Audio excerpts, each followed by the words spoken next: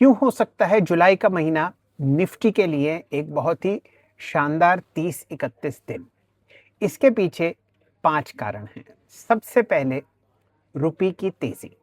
रुपए में मजबूती आपको आती हुई दिख रही है। 20 मई को 96.96 से रुपया 2.85% करेक्ट हो चुका है, यानी कि मजबूत हो चुका है।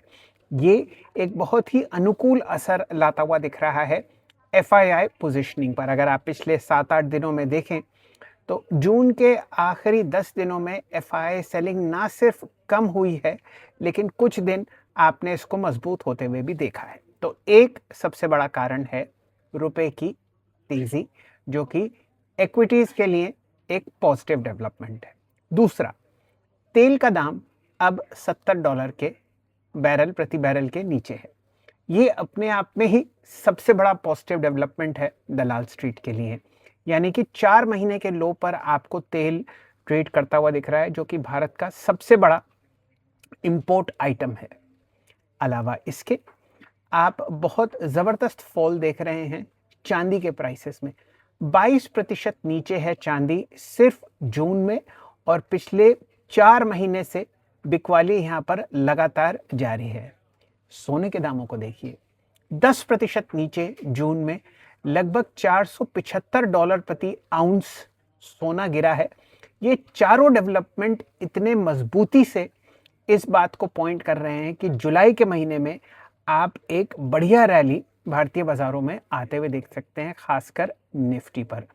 उम्मीद कीजिए कि जो पहली तिमाही के नतीजे हैं वो आपको आते हुए दिखेंगे अगले 5-7 दिनों में, जिसमें सबसे पहले आप आईटी स्टॉक्स पर नजर रखेंगे। इन्फोसिस, टीसीएस, विप्रो, एचसीएल टेक और टेक महिंद्रा, ये निफ्टी के कॉन्स्टिट्यूएंट्स हैं।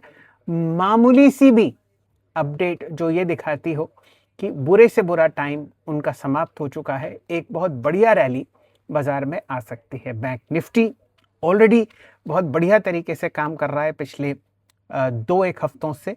अलावा इसके Nifty private banking index, Nifty NBFCs और पीएसयू बैंक्स के कुछ चुनिंदा शेयर्स आपको तेजी में आते हुए दिख सकते हैं। ये भी निफ्टी के लिए एक पॉजिटिव डेवलपमेंट है।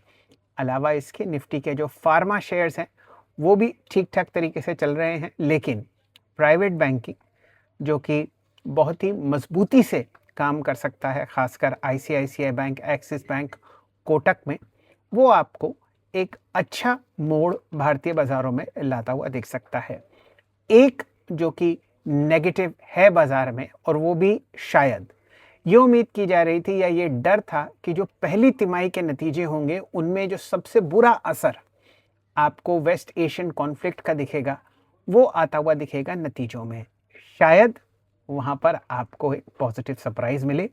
अर्निंग्स ग्रोथ निफ्टी में मिड कैप 100 और स्मॉल कैप 100 इंडेक्स में बढ़िया हो, और हम वापस 25,500 के आसपास ट्रेड करते हुए दिखें। ध्यान दीजिए, जून के महीने में ही निफ्टी 500 अंक ऊपर है, यानी कि 2-2.25% ऊपर। क्या होगा जुलाई में ये तो समय ही बताएगा, लेकिन फिलहाल आप सबको अपनी कुर्सी की पेटी बांधनी है और तेजी की तैयारी करनी है।